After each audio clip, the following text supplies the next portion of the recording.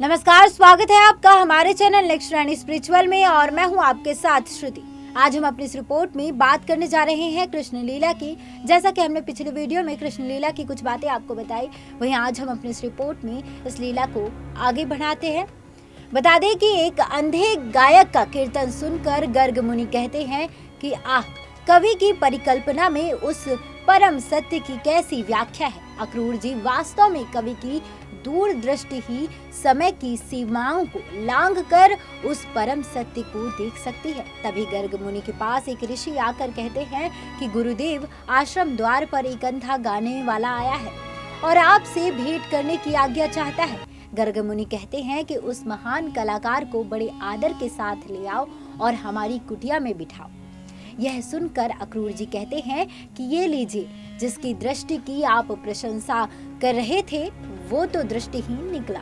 तब गर्ग मुनि कहते हैं कि मैंने दृष्टि नहीं, दूरदृष्टि की बात कही थी। चलिए, दोनों उठकर अंधे गायक से मिलने चले जाते हैं। एक ऋषि उन्हें आसन पर बिठाते हैं। गर्ग मुनि कहते हैं, विराजिए। वह अंधा गायक गर्ग मुनि आशीर्वाद देकर कहते हैं, विराजिए कविराज, कहिए क्या आज्ञा है। यह सुनकर वह अंधा गायक आंखों में आंसू भरकर कहता है, प्रभु आप स्वयं ही ब्रह्मा जी के पुत्र हैं, इसलिए आपको सर्व समर्थ जानकर एक प्रार्थना लेकर आया हूँ। तब गर्ग मुनि कहते हैं कि हम यथाशक्ति आपकी आज्ञा का पालन करेंगे, कहिए। वह गायक कहता है कि आपका आशीर्वाद व्यथा नहीं जा सकता, इसलिए मुझे एक आशीर्वाद चाहिए। सुना है कि भगवान कृष्ण रूप में अवतार लेकर इस समय धरती पर विराजमान है। यह सुनकर अक्रूर जी को आश्चर्य होने लगता है। आगे अंधा गायक कहता है, मुझे केवल उनके दर्शन मात्र के लिए थोड़ी देर के लिए ही सही आंखें प्रदान कर दीजिए, जिनसे मैं उन्हें एक बार देख लूं। फिर भले ही आप मुझे नेत्रहीन कर दीजिए। यह सुनकर गर्ग मुनि कहते हैं कि आपको आंखें प्रदान करना कोई मुश्किल काम नहीं, परंतु एक बात का उत्तर दीजिए, आपके मन के अंतर मन में अभी तक उनके दर्शन नहीं हुए। तब आंखें बंद करके वह श्री कृष्ण को अपने अंतर मन में देखते हैं और कहते हैं कि मेरी मन ने एक अलौकिक बालक को शिशु अवस्था से लेकर बड़े होते हुए देखा है। क्या यह वही है? तब गर्ग मुनि कहते हैं कि हाँ, ये वही। यह सुनकर वह अंधे बाबा प्रसन्न हो जाते हैं। तब गर्ग मुनि कहते हैं कि ये रूप बड़े बड़े तपस्वियों को भी इस प्रकार स्पष्ट रूप से नहीं दिखता जिस प्रकार आप देख रहे हैं, और वह इसलिए कि आपकी दिव्य दृष्टि से आप एक ही दृश्य देख रहे हैं, और यदि आपके चक्षु खोल दिए जाए तो आपको अनेक दृश्य दिखाई देंगे।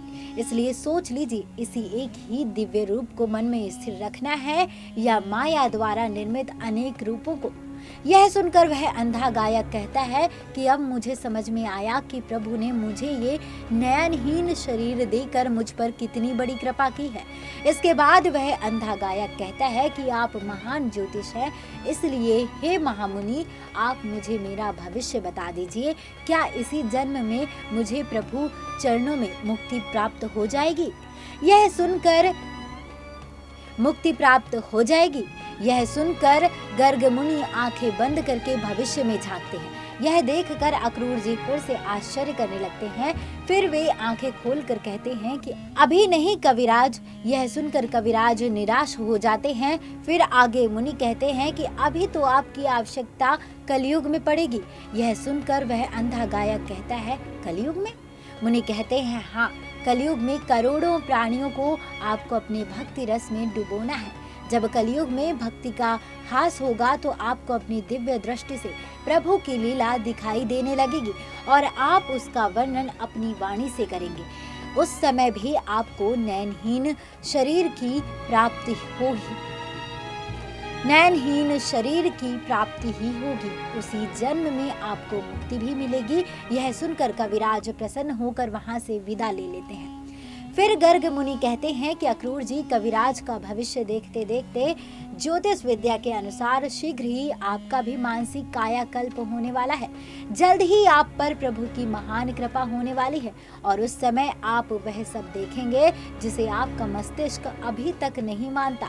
हम देख रहे हैं कि प्रभु की प्रेम लीला अपनी पराकाष्ठा तक पहुंचने वाली है। गोकुल की सभी ब्रजबालाएं 1 माह तक कात्यायनी माँ का व्रत रखने के पश्चात आज मार्गशीर्ष संक्रांति के पर अपने मन के अनुसार पति पाने के लिए गौरी पूजन कर रही हैं। और उस प्रभु की माया तो देखो कि हर गोपिका श्री कृष्ण को ही पति रूप में पाने की गुप्त कामना के लिए इस व्रत का अनुष्ठान कर रही हैं।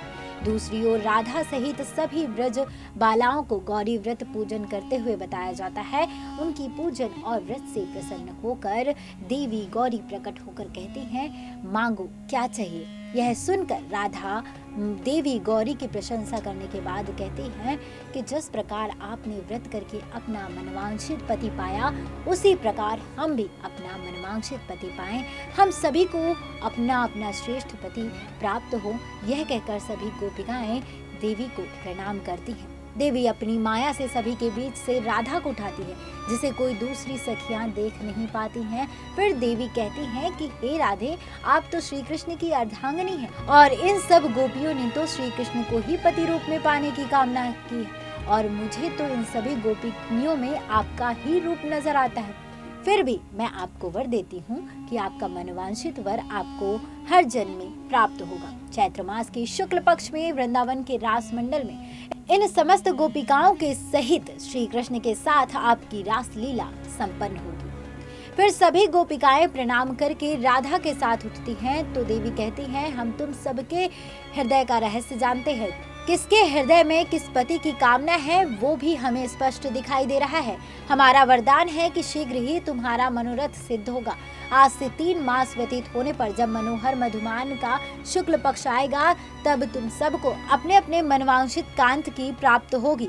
हमारे ये वचन निष्फल नहीं होगा। यह वचन देकर देवी चली जाती हैं। सभी गोपिकाएं व्याकुल हो 3 माह का इंतजार करती हैं। 3 माह के निश्चित समय पर श्री कृष्ण मुरली की धुन छेड़ते हैं और सभी गोपिकाएं बेचैन होकर सभी श्री कृष्ण के पास पहुंच जाती हैं। फिर सभी सखियों के संग प्रभु का महारास होता है। सभी देवता इस नृत्य को देखते हैं और फूल बरसाते हैं और वे भी उनके साथ रास रचाते हैं। श्री कृष्ण अनेक रूप धरकर सभी सखियों के संग नृत्य करते हैं। फिर परमानंद सागर जी महाराज का अर्थ बताते हैं और बताते हैं कि आगे चलकर अब श्री कृष्ण की राजनीतिक लीलाओं और महान यादव वीरों का आतताई कंस से लोहा लेने का समय आ रहा है। बता दें कि हमें यह पूरी जानकारी वेबसाइट्स और अन्य जगहों से प्राप्त हुई है। ये जानकारी आपको कैसी लगी, आप हमें कमेंट बॉक्स में कमेंट कर जरूर बताएं और इस वीडियो को ज्यादा से ज्यादा लाइक करें, शेयर करें और चैनल को सब्सक्राइब करें और देखते रहिए नेक्स्ट रानी स्पिरिचुअल। जय श्री कृष्ण।